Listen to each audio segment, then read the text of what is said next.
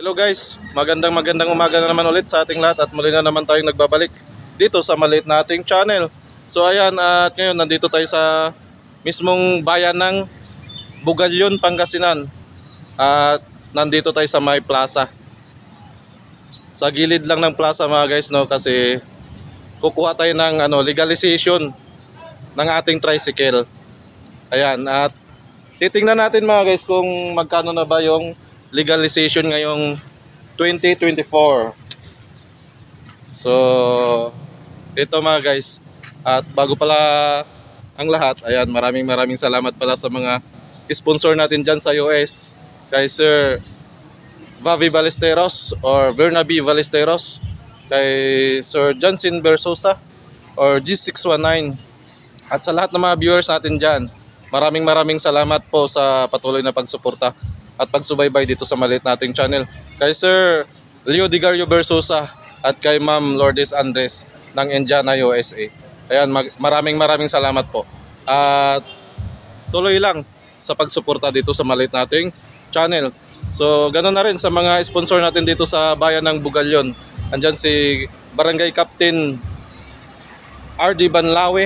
Ayan, at nandyan din si Barangay Kagawad Aboy de la Cruz. At si Barangay Kagawad Ronnie Taqueson.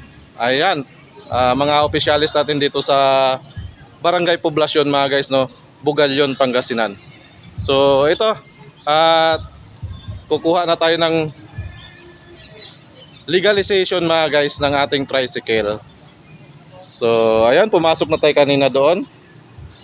Dito tayo pala kukuha mga guys, no. Yan pala yung munisipyo natin dito sa Bugalyon, Sa likod lang ito ng ito yung hanapin nyo mga guys, no, legislative building. Ayan. So pumasok tayo kanina dyan at may nag-a-assist dyan, mababait naman yung mga nandyan. At ito yung tricycle natin mga guys na ipapaligal natin. Actually naglilibre sakay tayo dyan kapag may sponsor na nagbibigay pang gasolina, ganon. Ayan, may sticker tayo mga guys. At meron din tayong dito, TUDA, sticker ng ating TUDA. Ayan. At yung sticker natin sa yung legalization ng 2023. Ito. Nandito sa loob mga guys. Ayan. 2023, kaya expired na mga guys, no. So nalit na tayong nag-renew. Ng buwan ngayon, March na. Dapat January yan mga guys, no. Ayan, at ito mga guys yung kakailanganin. Ayan. So ang total mga guys, 350 pesos ang babayaran natin sa total niya. Para na yan sa legalization. So kapag kukuha pala tayo ng legalization ng motor natin mga guys, tricycle natin, kailangan pala ng barangay certificate. So kukuha pa tayo ng barangay certificate mga guys. Tara. At pupunta tayo sa may barangay hall dito sa Barangay Poblasyon. Tara mga guys. At ayan mga guys, andito na tayo sa may barangay hall. Papasok tayo dun sa loob. Yan yung barangay hall dito mga guys ng Barangay Poblasyon. At ayun mga guys, ito pala kumuha tayo ng barangay certificate dito.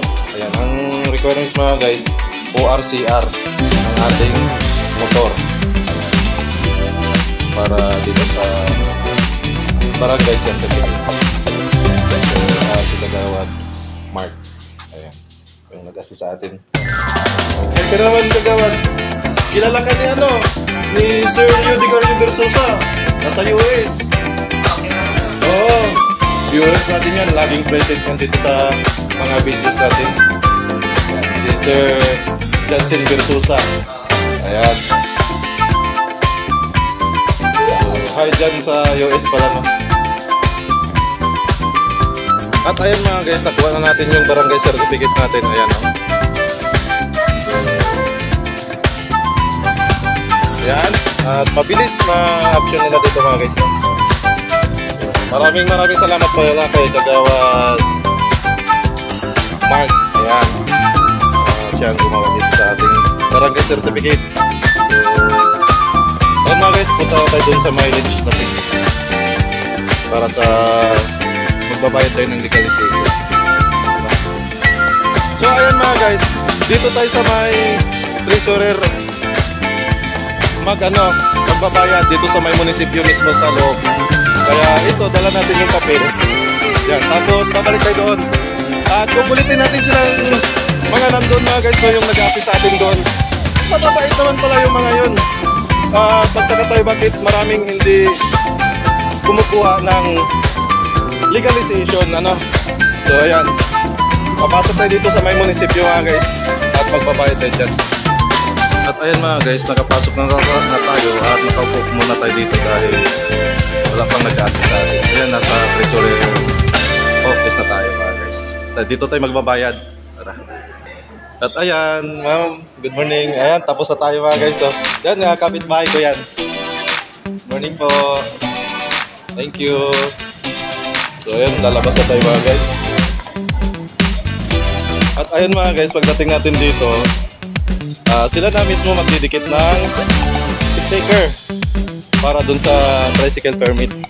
Yan si ma'am, napakabait pala nila dito. So wala na pala tayong gagawin dito. Kayo po ma'am, kung alin yung maganda. Sige po ma'am. Yan si ma'am yung nagdidikit. Didikit na nila yung sticker natin.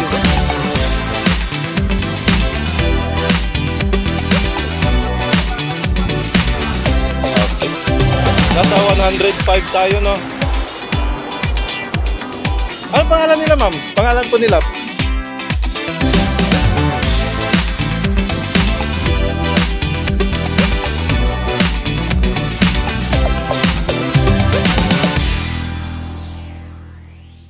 Ha? Rizal. Taga saan po si Ma'am Rizal? Barangay Samat. Tugal yun, no? Pangasinan, ano? Okay ma'am, mag-shoutout ka sa mga kasama mo. Pabilisang shoutout. Nahihiya daw mga guys. So ayun mga guys, ito yung nakuha na natin, no?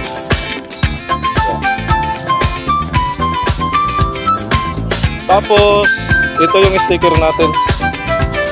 Pang 105 tayo mga guys, no? 2024, bago na yan. So ano na tayo? Legal na tayong magsakay ng pasaheros natin dyan sa kahit saan dito sa sa sakop ng Pugtuda. Pero hindi tayo naniningil mga guys. Libre sakay tayo para dito sa channel natin. At ayan mga guys, no, gagagaling lang natin dyan sa loob. Ayan, tayo tapos na. So, sandali lang tayo nag-process ng ating legalization sa ating tricycle mga guys, no? Nasa mga 30 minutes lang ang pag-process natin. So, ayan, babalik na tayo doon sa likod kasi nandun yung tricycle natin. Tara! At ayan, tapos na tayo mga guys, no? Tara, at magpapaalam na tayo. Ayan, at hanggang dito na rin yung video na naman natin ulit at maraming salamat mga guys sa patuloy na pagsubaybay at sumusuporta dito sa ating channel. Ayan. Ano, ayos lang. Thank you.